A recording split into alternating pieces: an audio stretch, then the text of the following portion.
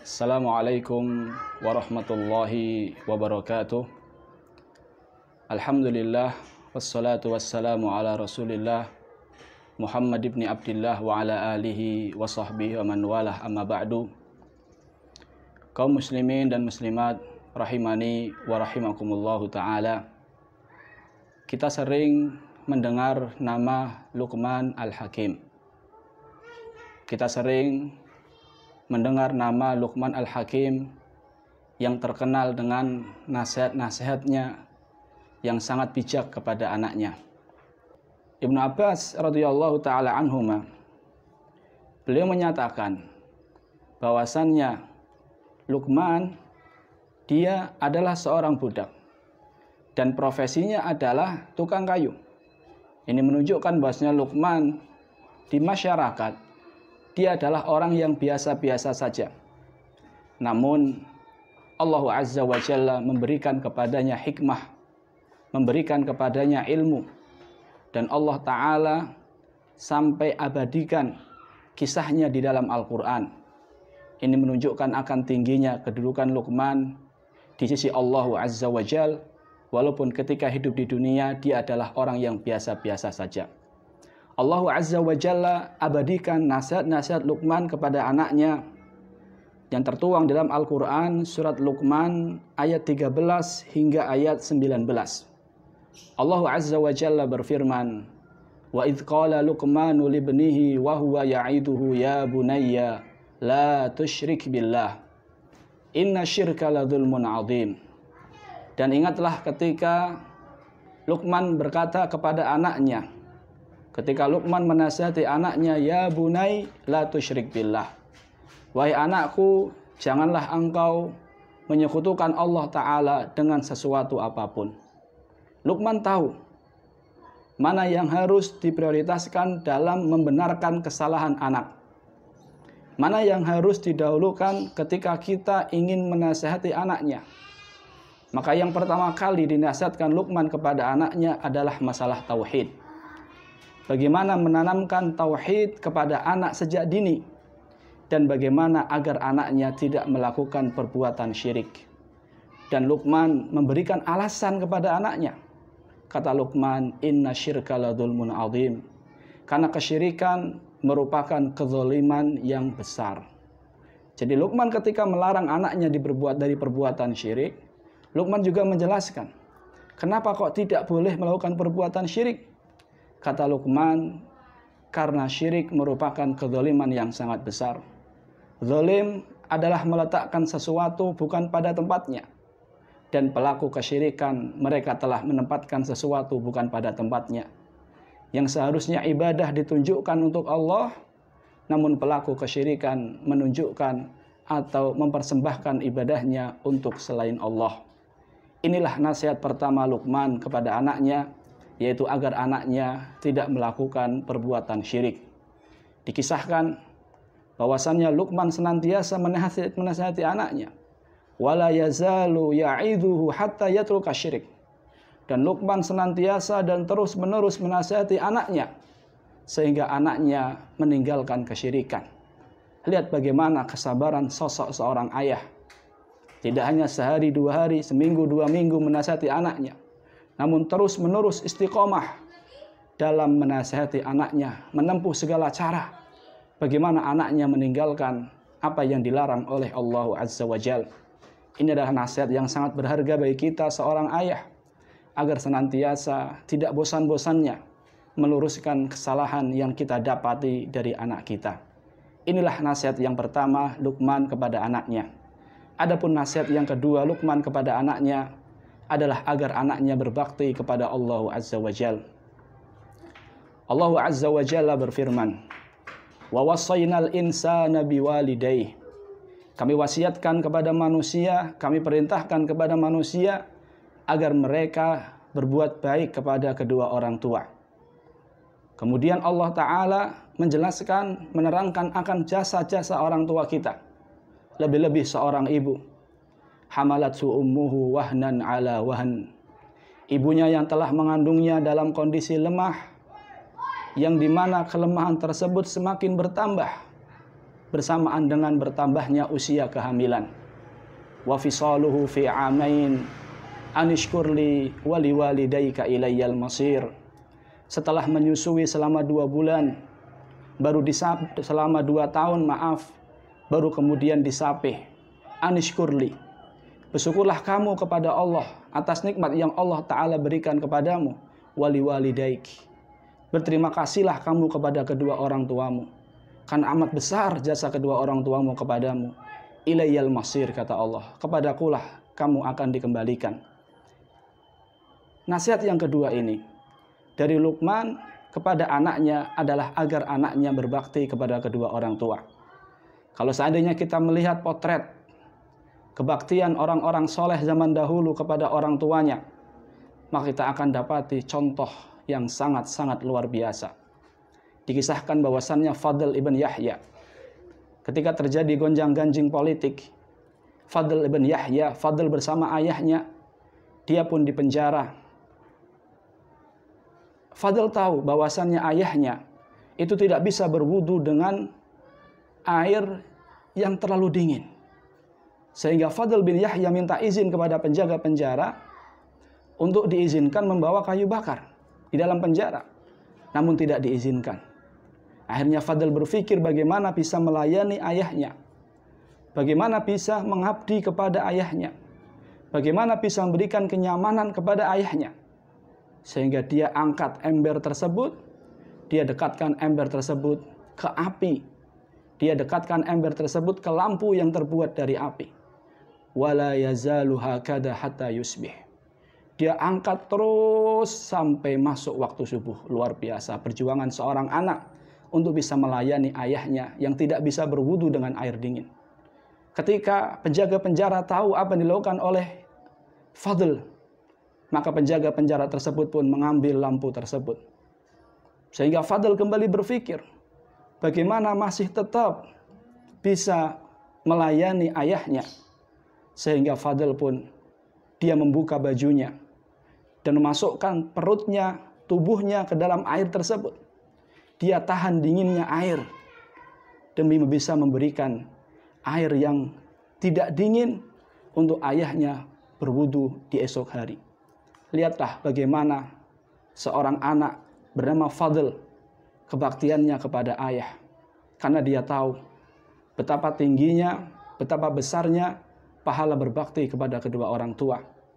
Rasulullah SAW bersabda, Al-walid awsatu abwabil jannah.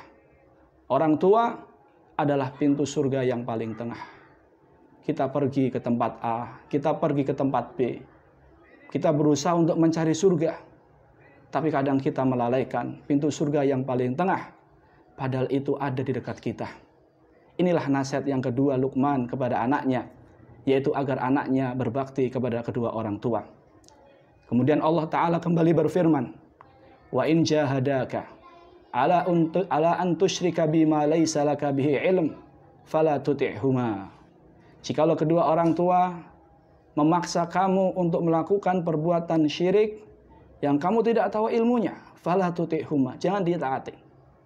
Kebaktian kepada orang tua itu wajib, tapi dalam hal-hal yang ma'ruf. Ketika perintah orang tua bertentangan dengan perintah Allah, maka kita tidak boleh mengikuti perintah orang tua, kita tolak dengan cara yang terbaik. Karena kata Allah Azza wa Jal, wa sahibahuma fid dunya ma'rufa. Pergaulilah mereka berdua di dunia dengan cara yang ma'ruf. Boleh ketika perintah tersebut bertentangan dengan perintah Allah Ta'ala, kita tidak ikuti perintah orang tua, tapi tolaklah dengan cara yang baik. Tetap santun kita, tetap berbakti kepada mereka, tetap pergauli mereka dengan cara yang baik. Inilah nasihat yang kedua Luqman kepada anaknya, yaitu agar anaknya berbakti kepada kedua orang tua. Adapun nasihat yang ketiga Luqman kepada anaknya adalah, Ya bunayya, innaha intaku mithqala habbatin min khardal, fatakun fi sakhratin, au fis samawati, au fil ard, ya'ti bihallah. Wahai anakku, sesungguhnya sesuatu yang kecil, walaupun seberat biji sawi, jikalau itu ada pada batu, atau di langit, atau di bumi, ya'ti bihallah, akan Allah Ta'ala datangkan. Luqman ingin menasihati anaknya bahwasannya setiap perbuatan baik kecil maupun besar itu ada pertanggungjawabannya. Baik itu amal soleh akan ada balasannya walaupun itu kecil. Kalau seandainya itu dosa, maka akan ada pertanggungjawabannya walaupun itu kecil. Maka Luqman ingin menanamkan perasaan muraqabah, senantiasa merasa diawasi oleh Allah Ta'ala kepada anaknya, agar anaknya senantiasa merasa diawasi oleh Allah, sehingga tidak meremehkan dosa walaupun itu kecil, dan tidak meremehkan amal soleh walaupun itu kecil. Di antara tipu daya iblis kepada manusia adalah ketika seseorang dihadapkan dengan dosa kecil, maka iblis akan mengatakan, masa dosa sekecil itu bisa menjadikan kamu masuk neraka? Namun ketika manusia dihadapkan dengan amal soleh itu kecil, maka iblis akan mengatakan, tinggalkanlah, itu hanya amal soleh yang kecil. Masa dengan amal soleh yang kecil tersebut kamu bisa masuk surga? Inilah tipu daya iblis ketika kita dihadapkan dengan amal yang kecil. Dalam Al-Quran Allah Ta'ala menceritakan bagaimana penyesalan, bagaimana takutnya orang-orang pendosa di dunia ini ketika mereka membaca catatan amal mereka. Fataral mujrimina musyfikina mimma fih. Kamu akan mendapati orang-orang yang banyak dosa, mereka takut dengan apa yang ada di dalamnya. Mereka mengatakan, ma lihadal kitab apa-apaan ini? La yughadiru saghiratan wala kabiratan illa ahsaha. Tidak ada yang luput dari perbuatan baik yang kecil maupun yang besar. Semuanya tercatat dengan rapih, tidak ada yang luput. Inilah nasihat yang ketiga Luqman kepada anaknya, yaitu agar anaknya senantiasa merasa diawasi oleh Allah Azza wa Jalla, menumbuhkan rasa muraqabah kepada anaknya sejak dini. Inilah yang ketiga. Adapun yang keempat, Allah Ta'ala berfirman, ya bunayya aqimis shalah. Wahai anakku, dirikanlah salat. Luqman seorang ayah. Dia tahu kewajiban dia kepada anaknya, yaitu menasihati, memerintahkan anaknya untuk sholat. Dan seorang ayah akan ditanya sama Allah Azza wa Jalla, apakah dia sudah menasihati anaknya atau belum? Dia sudah mengajak anaknya atau belum? Dia sudah memberikan contoh sholat kepada anaknya atau belum? Sudah mengajarkan kepada anaknya sholat atau belum? Sehingga Luqman di antara nasihatnya kepada anaknya, ya bunayya aqimis shalah. Wahai anakku, dirikanlah sholat. Ketika sholat duhur, kita cari anak kita. Ketika sholat asar, kita cari anak kita. Ketika sholat maghrib, kita cari anak kita. Kita arahkan terus. Begitu pula sholat isya, begitu pula sholat subuh. Rasulullah SAW bersabda, muru auladakum bis shalah wahum abna'i sab'i sinin. Perintahkanlah anak-anak kalian untuk mendirikan sholat sejak mereka 7 tahun. Sejak 7 tahun sudah diperintahkan untuk sholat. Ini menunjukkan betapa besarnya, betapa agungnya kedudukan sholat di dalam agama Islam. Sejak anak umur 7 tahun sudah diajarkan, sudah diarahkan untuk mendirikan sholat. Bahkan kata Nabi, wadribuhum 'alaiha wahum abna'i asyri sinin. Pukul mereka dengan pukulan yang mendidik. Ketika mereka sudah berumur 10 tahun, namun mereka belum mau mendirikan sholat. Lihat betapa tingginya kedudukan sholat. Sampai-sampai Allah Ta'ala membolehkan kepada orang tua untuk memukul anaknya dengan pukulan yang mendidik ketika anaknya sudah 10 tahun belum mau mendirikan sholat. Kita bisa bayangkan jikalau seluruh kaum muslimin mereka mempraktekkan hadis Nabi SAW ini. Sejak 7 tahun anak mereka diarahkan untuk sholat, subuh dibangunkan. 10 tahun ketika gak mau sholat, kemudian dipukul dengan pukulan mendidik. Ayah serius, ibu serius masalah sholat ini, tidak ada tawar-menawar. Kalau seandainya seluruh kaum muslimin mempraktekkan hadis Nabi SAW ini, kita akan melihat generasi Islam, generasi umat muslim yang memiliki perhatian yang besar dengan masalah sholat. Inilah nasihat Luqman kepada anaknya.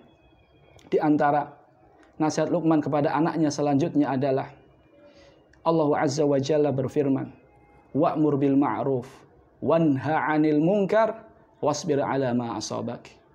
perintahkanlah kepada yang ma'ruf, laranglah dari kemungkaran, dan bersabarlah atas apa yang menimpamu. Perhatian dengan kesalahan pribadi itu belum cukup. Kita masih punya kewajiban untuk mengarahkan manusia menjalankan perintah Allah dan menjauhi larangan Allah. Banyak orang yang bisa melakukan amar ma'ruf. Banyak orang yang bisa menyuruh orang untuk menjalankan yang ma'ruf. Tapi lebih sedikit orang-orang yang Allah Ta'ala berikan keberanian untuk melarang dari yang mungkar. Karena memang konsekuensinya berat. Oleh karena itu Allah Ta'ala mengatakan wasbir ala ma asabak. Setelah perintah untuk menegakkan amar ma'ruf, kata Allah Ta'ala wasbir ala ma asabak. Bersabarlah terhadap apa yang menimpamu. Seakan-akan Allah Ta'ala mengatakan kepada kita bahwasannya orang yang terjun di dalam perkara amar ma'ruf nahi mungkar, dia pasti akan disakiti. Dia pasti akan mendapatkan cobaan. Oleh karena itu Allah mengingatkan wasbir ala ma asabak. Bersabarlah atas apa yang menimpamu. Inilah beberapa nasihat Luqman. Di antara nasihat Luqman pula adalah wala tusair khaddaka linnas wala tamshi fil ardi maraha. Janganlah engkau palingkan wajahmu dari manusia karena sombong, dan jangan pula kamu berjalan di muka bumi ini dengan angkuh. Inilah nasihat berikutnya Luqman kepada anaknya, yaitu agar dia tidak berlaku sombong. Ketika berhadapan manusia, dia tidak memalingkan wajahnya.